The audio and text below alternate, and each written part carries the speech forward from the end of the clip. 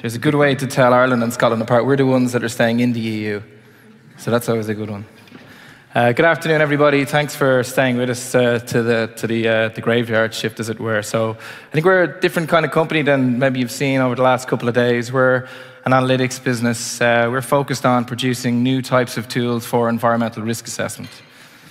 And why are we doing that? Why indeed? Yeah. Okay, so maybe to explain by way of example. So this is a particularly tricky brownfield site in Scotland, currently winding its way through the UK courts. But effectively what happened was the environmental risks on this site were not properly assessed. Houses were built over an old coal mine, and residents one morning were found unconscious due to carbon dioxide poisoning. And the reason for that was that, as I said, the risks around remediating, cleaning up that site were not very well understood. So why are those risks there? Why are they not very well understood? Well, there's three reasons. The first is that understanding environmental risks is very, very complicated. You have different and disparate types of risk, and it requires a consultant to assess that properly. And indeed, there's a $30 billion industry of consultants worldwide solving these problems. But the second reason is that there's not always a lot of data to look at. So you get your data from laboratory samples, you get your data from people on site with simple instrumentation. There's just not enough numbers to crunch. And the third reason is that consultants spend about 70% of their time gathering, cleaning, processing data before they ever get near the analysis that actually does the job. So we believe that there's a very different way to do that, and that's to use IoT technologies and simple analytics and data science to produce quantifiable risk outcomes rather than qualifiable risk outcomes.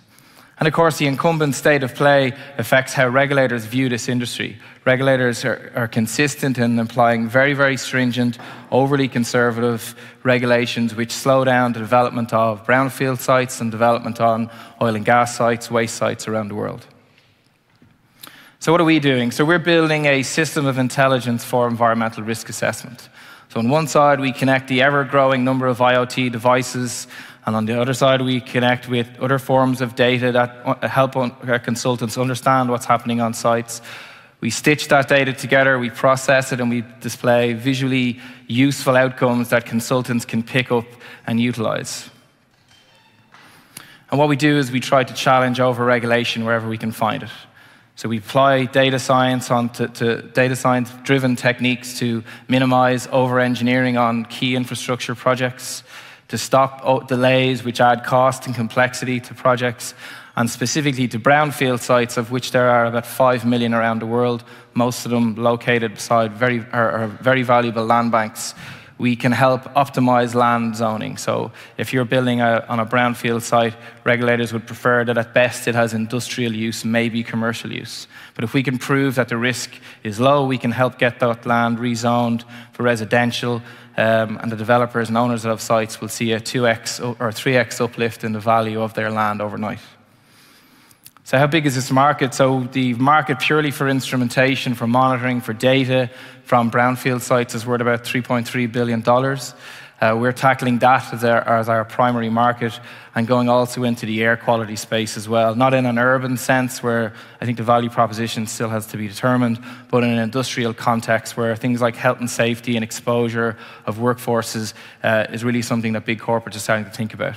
And of course, all of our industry is driven by the uptick in IoT, the amount of data that's been driven from remote locations, from industrial sites, gives us that lovely data that we can then process and crunch and spit out more useful outcomes from our clients. Our core team is myself and my co-founder who spun the technology out of the university a number of years ago. And we have a very strong board of industry professionals and tech people. Our commercial model is that we charge our customers per data set initially, so they pay for whatever data they may need to answer the problem. We have a simple free piece of software that's bundled into our offering, and then we have a premium version that has more functionality, and then we're developing an analytics engine on top of that to really help crunch the data and produce some more valuable outcomes. We're, like many companies here, raising around, ours is a Series A round, 2.5 million to 3 million euros.